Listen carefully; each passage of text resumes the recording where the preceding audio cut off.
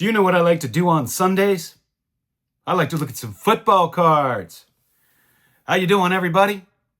First, if there are any Watt Brother fans, go get your Wheaties. Breakfast is champions.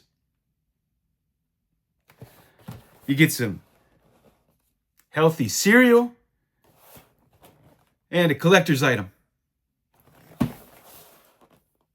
How's it going? Hey, before I get started today, I want to let you guys know there's a few people that have been going through some things recently. And I think it'd be nice if we dropped by and gave them a line of support. My man, Eric Fourleaf, he and his family are going through a little something. It'd be nice to drop over and give him a little nice comment. Also, with these storms, there are some people that have been going through some things. And many of them are, helping friends, and they were out of power and had to move around. And I think it'd be nice for us to send them a nice little note too. Jason, Mr. Fisher Bike, been helping out with the storm. My man Lou Rock TV, Mike Sticks and Seams. If you want to drop by, give them a little positive comment. Brighten up their day a little bit. I want to show one of my favorite all-time football cards. Before I get into that, I just want to say there's a reason that I don't prospect. I go out and I buy some rookie cards of a fantastic young pitcher. I'm watching the playoff game. And this is a true story. This is unbelievable. He gives up a grand slam to lose the playoffs. And 10 minutes later, my mail comes with these 3 rookie cards of him. I mean, you just can't make that stuff up. But congrats to Cleveland and to Detroit. I have to say I was quietly rooting for Detroit. Not that I have anything against Cleveland. More power to them. I like them.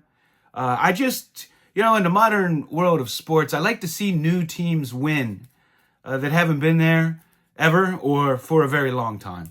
I always root for kind of the underdogs. Maybe it's because I'm a Pirate fan and I know what it feels like. But I went to Detroit years and years ago, and my mother took me up the Renaissance building, and they had an outdoor elevator, and we went up to the top, and she bought me a Detroit Tigers hat that I wore out as a young person. And I've kind of always had an affinity for the Detroit Tigers after that. So, hey, we have the Hobby Presidential campaign underway. I see my man, Sports Card Dad, doing a little campaign ad. And I did reach out to him because I'm going to be overnighting in Raleigh. And his wife is from Italy. And I wanted to find out if he could recommend a good Italian restaurant. Because here in the South, they don't have a whole lot of good Italian restaurants. And the people who grew up in the South, they don't always recommend the best Italian restaurants. When you grew up eating homemade Italian every Sunday, what my idea of Italian is and what people who go to Carrabba's and Olive Garden's idea of Italian is are two totally different things. So, of course, I had to reach out to an Italian. Dustin, your video was fun. Your video was fun. So now that we're in this campaign mode, it's time for me to start putting a cabinet together. Sammy Thunder reached out to me and he wants to be my campaign manager. So he has that job. Now, Greg over at Midlife Sports Cards, He's going to be my press secretary. You know, who answers questions better than Greg? So I reached out to Greg, and he's going to be my press secretary. So if you have any questions for my campaign, pose them to Greg, and he'll answer them. We're getting a nice cabinet together, and I'm starting to fill some positions, just in case. All right, let me show you some wonderful football cards. Man, this is one of my favorite all-time football sets. It has 2 fantastic rookies in it. And it's the 1966 Philadelphia set. If you don't know, the guy who started Philadelphia was a vice president of Bowman. And when he went over and started Philadelphia Gum, he got the NFL license to produce some cards for several years. So we'll start off. I have an autographed copy of Gale Sayers' rookie card. One of my favorite all-time running backs. You know what? My favorite all-time running back, Gale Sayers. Watching him run was one of the most beautiful, special experiences I've ever had in my life. That's indelible greatness.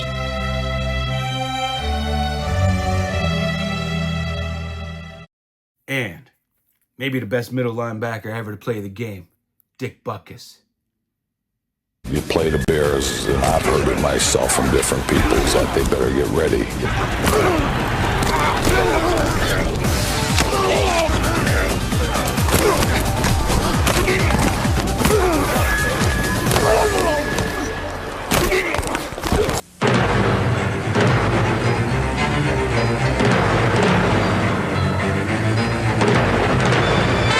From his personality to the impact of his tackles, everything Dick Butkus did was memorable. Although he played on only 2 winning teams, he did not lower his standards to fit the company. He was Moby Dick in a goldfish bowl.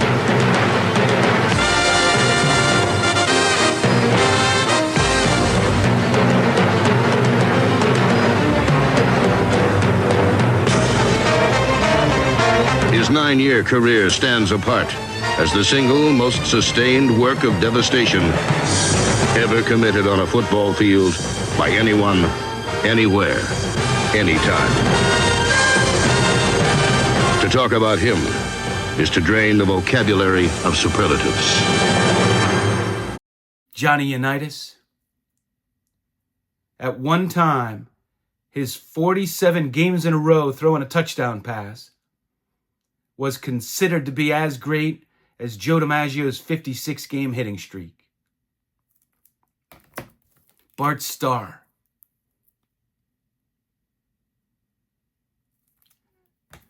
Deacon Jones, who says he's the all-time sack leader. They didn't keep that stat when he played.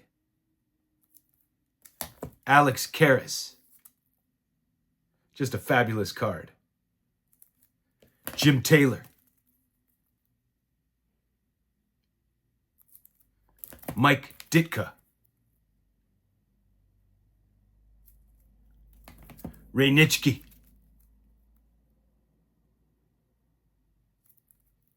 Fran Tarkenton. How fabulous are these cards, guys?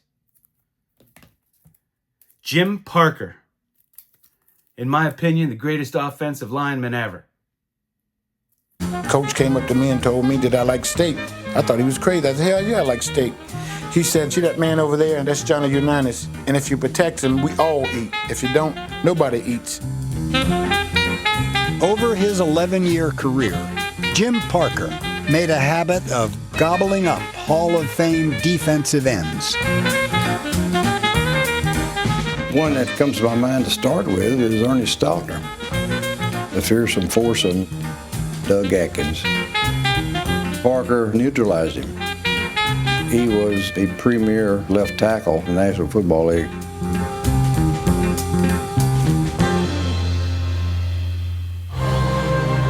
In the back of my mind, I would fantasize a lot.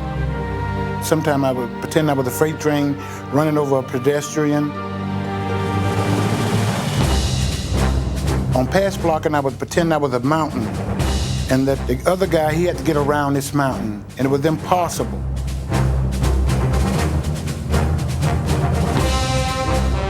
You must understand that in the modern day game, what the offensive linemen are allowed to do under the rules, do this, this, in Jim Parker's day would be holding. He had basically to keep his hands in like this. We tried to get that ball out of there in 2.5 seconds, and if Jim Parker had done that, extension of the arms, grasping, encircling, Unitas would have had 6 seconds to throw. He said that he would occasionally punch like that real fast and get them back. When you're a 280-pounder, he pops that left out. It gets your attention. Jim not only played the left tackle position, but they ended up playing left guard too. The year that Lenny Moore established an NFL touchdown record for a halfback, the key play in that season was where Jim Parker at left guard pulled and led him. Jim had the speed and mobility, weighing 275 and 280, to do that. The cult hero who launched Lenny Moore's runs and saved John Unitas' skin became the first full-time offensive lineman elected to the Hall of Fame. Merle Olsen, fantastic player. Sonny Jurgensen had a cannon of an arm. Paul Krause, your all-time interceptions leader. Ray Berry. Bobby Mitchell.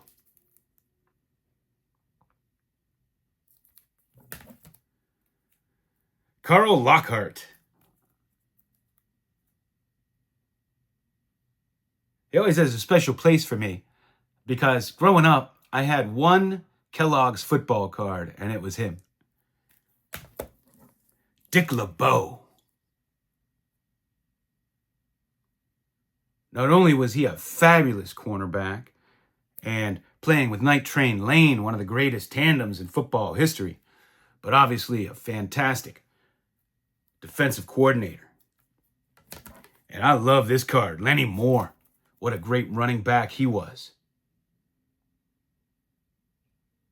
Fabulous card. Dandy Don Meredith.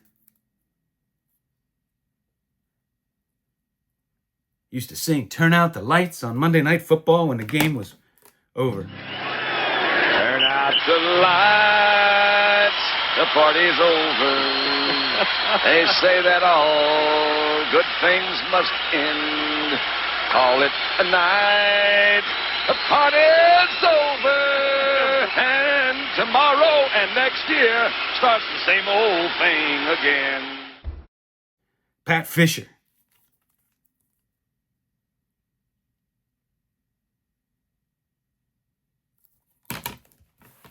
Forrest Gregg.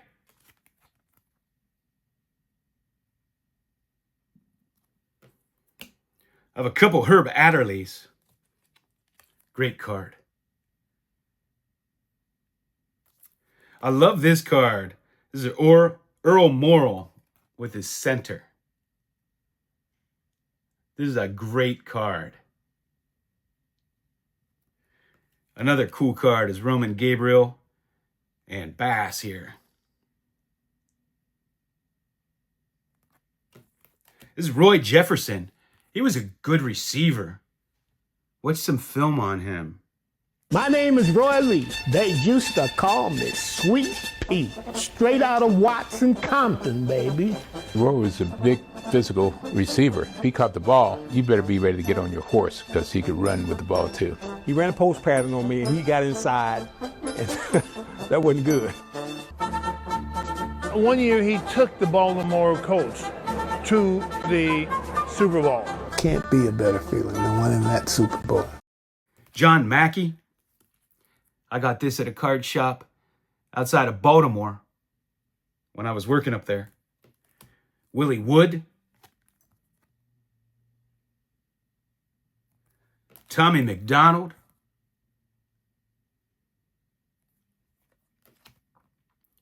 Jim Butler, good running back for the Steelers, Charlie Taylor,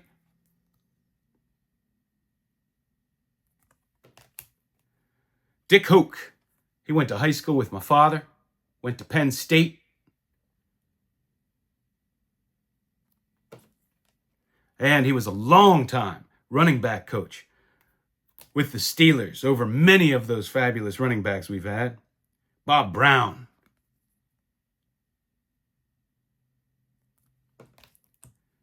Larry Wilson. And he's credited really with them inventing the safety blitz for him. Good safety. Bobby Joe Green. I don't know why. I had a little fascination with him. Punter.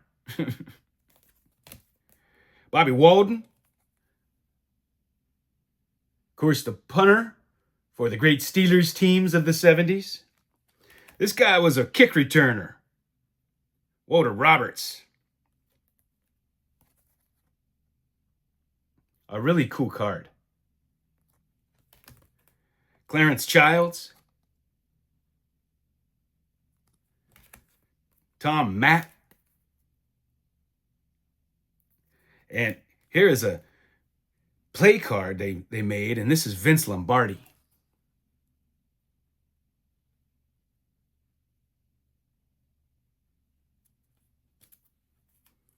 Man, you can hear NFL films in your head.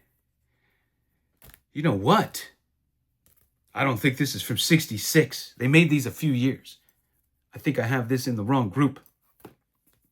Still a cool card. Norm Snead. What a talented quarterback he was. Interesting career. For 16 NFL seasons, quarterback Norm Snead was the league's wandering gypsy, drifting from one town to another. Despite his nomadic nature, Norm logged nearly as much mileage with his passing arm as he did by airplane. I played for a lot of different teams. I was Washington, Philadelphia, Minnesota for a year, the Giants, San Francisco, and back to the Giants. And I think the biggest asset, based on the situations, nobody likes to play for that many different teams, was I had staying power and I could play. Norm made every travel stop a memorable one. When he finally retired from the game, only 4 other quarterbacks had thrown for more career yardage than Norman Snead. This Norm Snead is from a different set. This Bobby Cox is from a different set. Why do I have these mixed in here? Man, I need to be better organized. I forgot to show my Jim Brown. I also wanted to show you a set I think is underappreciated, man. I always loved this set. It's the 1984 NFL Football Stars. And you can pick these up for nothing. They're pretty fabulous. Franco Harris. Jack Lambert. Lawrence Taylor. Tony Dorsett. He was Tony Dorsett at Pitt, and somebody came up to him and called him Dorsett, and he liked it. Thought it sounded fancier, so he changed the pronunciation of his name. Chris Collinsworth. He always talks about how tough it was to play against the Pittsburgh Steelers, but when I watched him growing up, he was kind of a Steeler killer. Not that they won the games, but he played really well against the Steelers. He was a good receiver. One's gone for incompletions and one's gone for a long completion. Look at this. This is the kind of ball that the Pittsburgh Steelers pick off with regularity. James Lofton, one of my favorite receivers of the day. John Riggins, just a beast. Very eccentric guy, too. You ever see an interview with him? He's funny. Drew Pearson. good receiver. Kurt Warner out of Penn State. Greg Pruitt, and this is when he went to the Raiders. I remember watching him much more with the Browns. I loved him. He was one of my favorite running backs. And then he played alongside Mike Pruitt. And I always thought they were brothers, but they weren't. I mean, what are the chances of having two Pruitts in your backfield that aren't related? Ed Too Tall Jones. Great player. Left football. Tried boxing. Then went back to the Cowboys. And I think he holds a record for most consecutive games played by a Cowboy, if I'm not mistaken. Who knows the answer to that? Kenny Anderson.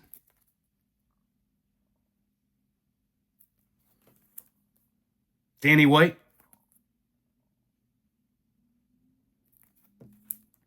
Wesley Walker. Dwight Clark. They're 6 yards away from Pontiac. 3rd and 3. We'll see a pickup sometime on the right side, possibly. Montana looking, throwing in the end zone. Caught it! Dwight Clark!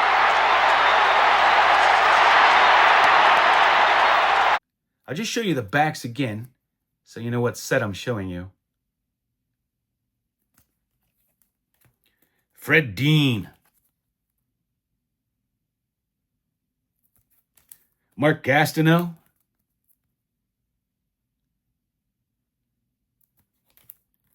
Todd Christensen, good player. Randy White. Jan Stenerud. And Bruce Harper. Hey, that's what I have for you. Let's spread some love. Let's spread some hobby love. And thanks for hanging out with me. I always sort of equated his running style to ballet, Nijinsky. You know, he had that kind of beauty. I loved watching him run. It's poetry.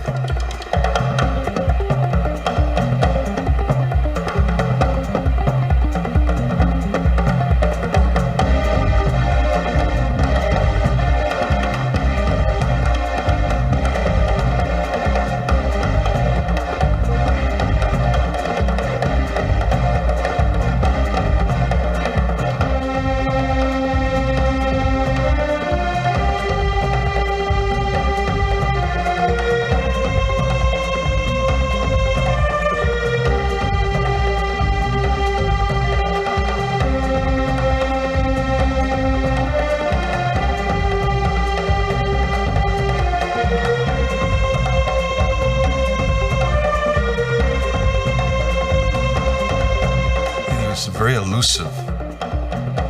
You know, unlike, let's say, Jim Brown, who was, you know, he carried about 14 people on his back. When he ran, it was like watching one person turn into two people. In 1965, the Kansas Comet had the 49ers seeing double when he blazed across a rain-soaked Wrigley Field, scoring 6 touchdowns to tie the NFL single-game record.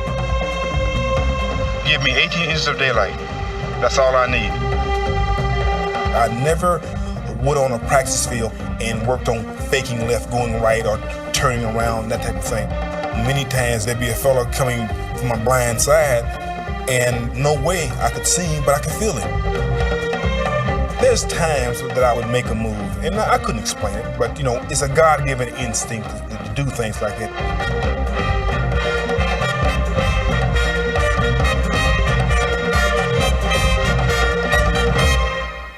You know, I'm a painter, so what you learn when you're a painter is that you paint your broad strokes, which is obvious to the eye, and then you paint the subtleties, the nuances. That's where the story is being told.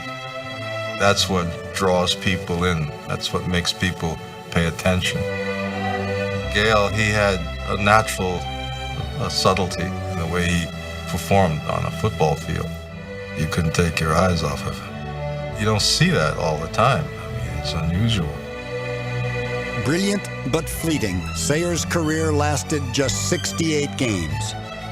In his fourth season, he tore several ligaments in his right knee and was never the same runner again. However, like Williams' performance in Brian's song, Sayers' work still resonates. Watching him run was one of the most beautiful, special experiences I've ever had in my life. That's indelible greatness.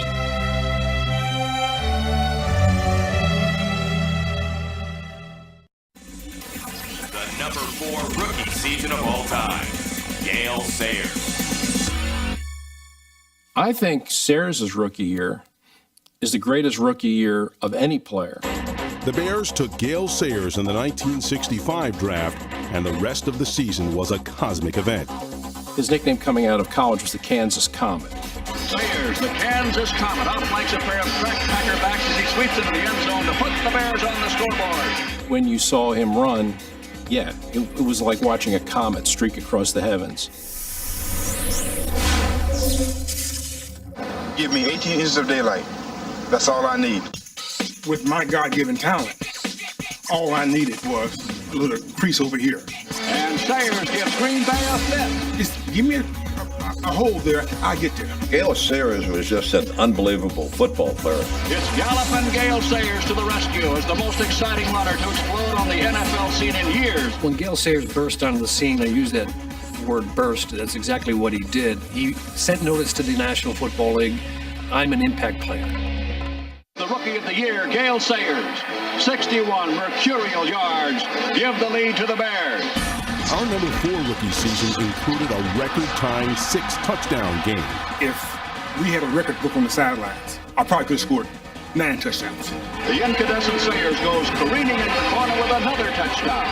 Well, everybody was playing on a muddy field except him. I would have to say in the history of football, it was the greatest single game display I've ever seen. Bears coach George Halas said that's the greatest performance I've ever seen on a football field. And George Halas had been around since 1919, and he had never seen anything to compare to that. Bear fans are reveling in every yard and every point of Gale's fantastic performance. But, it was, good ball game. One of the reasons that Sayers' rookie season was so great was that he scored touchdowns so many different ways. Kickoff, punt return, running, catching, anything. He could literally get touchdown anytime he touched the ball. Here he is, galloping Gale, carrying the mail. He was immediately the best kick returner in all of football, and that's both kickoffs and punts. I mean, he averaged over 14 yards per punt return, and he averaged more than 30 yards on a kickoff return. I mean, he was about as close to untackleable as any player you're ever going to see. Sayers' rookie season is good enough for number 4 on our list, but how much better could he have been in a 16-game season? He really only played 12 full games and yet scored 22 touchdowns. It was in this game that Gale began to gather his rave reports, and the reasons are obvious.